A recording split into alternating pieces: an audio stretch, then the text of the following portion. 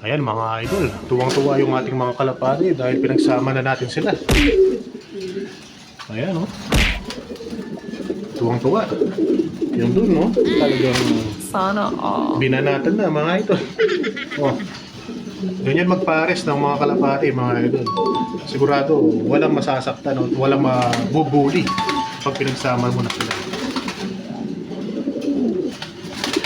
Kumbaga, pares na sila mga idol. Tapos na sila sa Liga 1 stage. Kaya wala nang masasaktan na ibon.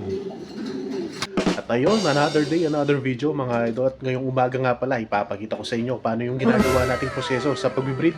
At tara, samahan nyo ako. Let's go! At ayun mga idol, weather update tayo ngayong umaga. Medyo makulimliman mga idol. Ito yung ating mga flyers. At ito yung ating kaulapan ngayon dito sa ating lugar. Nagbabadya-badya na naman ang pag-ulan mga idol. So 1 week na nga nag-uulan-ulan dito sa ating loft. At ngayon punta tayo sa ating mga breeder. At ayan na nga yung ating mga ibon mga idol. Pero bago ang lahat eto, meron tayong isang baratang ibon dito na nagkasakit. Nagka one eye cold mga idol no. Eto siya. Ayan, napansin lang natin siya no nung nagdaang araw dahil palagi yung ulan dito sa ating loft. Nandito siya sa dulo. Nauulanan.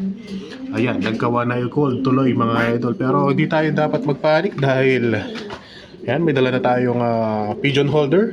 At syempre, gagamutin na natin itong Tilmoco 25. Ayan mga idol, no? Antibacterial at anti-infective.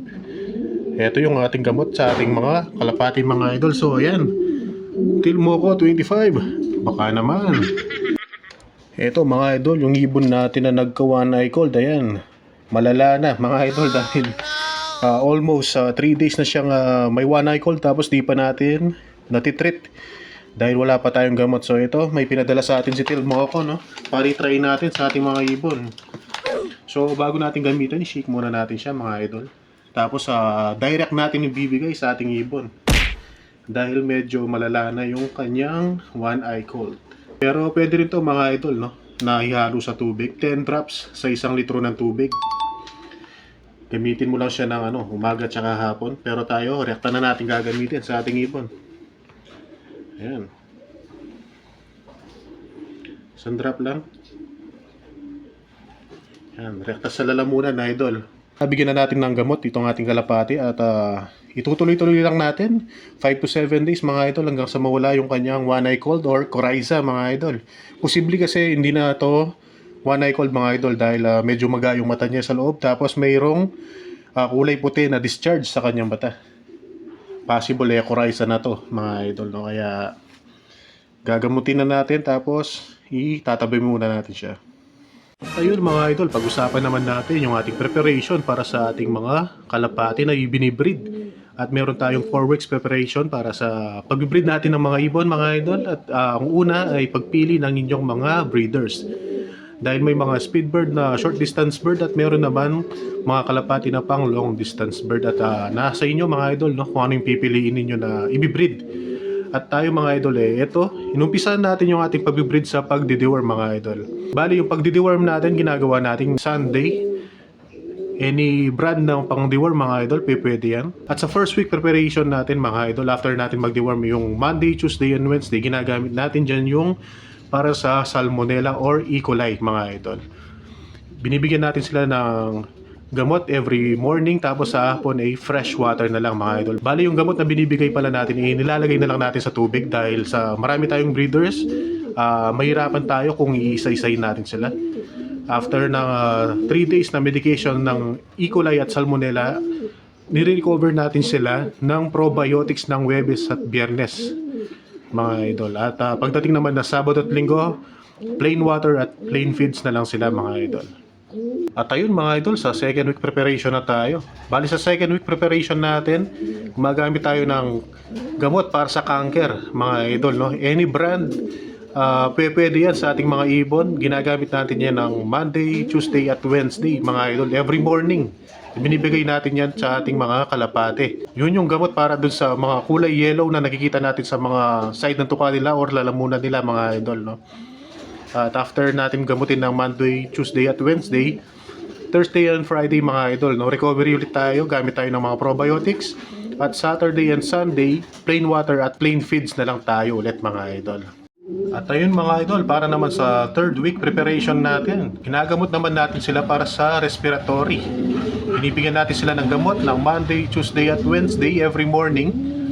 Tapos in Thursday and Friday, recovery ulit mga idol para sa mga ibon. Binibigyan natin ulit sila ng mga probiotic. At sa Saturday and Sunday, plain water at plain feeds ulit tayo mga idol.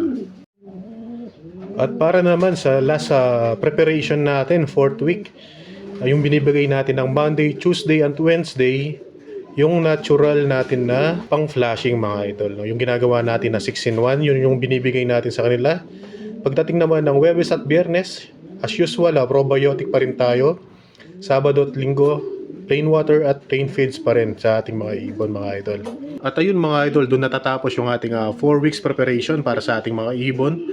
Yung first week, syempre, uulitin natin. Yung first week natin, binibigyan natin gamot, dewormer, salmonella, E. coli, tapos recover.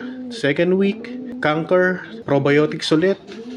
Third week, respiratory na tayo, tapos probiotics ulit mga idol. Pagdating ng fourth week, syempre, yung ating herbal na pang-flashing.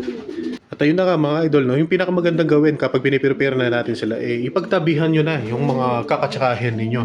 Para habang nagme-medication kayo, nagpaparisan na yan mga idol. No? Sa loob ng 4 weeks, sigurado paris na yan. Hindi na sila magbubugbugan pag pinagsama ninyo.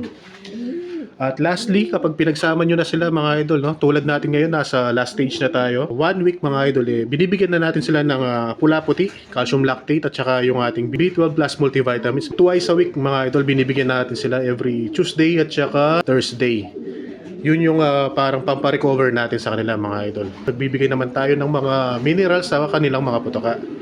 So yun, tuloy-tuloy lang mga idol. Ganun lang yung proseso natin dito sa ating feeders log. At ayun mga idol, ganun lang kasimple tayo mag-breed. At ngayong araw, sakto, alisin na natin yung kanilang mga divider para magsama na yung kakatsakahin. At ito, no, ipapakita ko sa inyo na hindi na sila magbubugbugan mga idol. Dahil sigurado, paris na tong mga ibon natin. Ito sila. Alisin lang natin to. Sa loob ng 4 weeks, sigurado magpaparis na yan mga idol. So, walang dapat ipangamba na may masaktan sa inyong mga kalapate. Alisin lang natin to. Bali, yung mga breeder pala natin ay 6 pieces mga idol.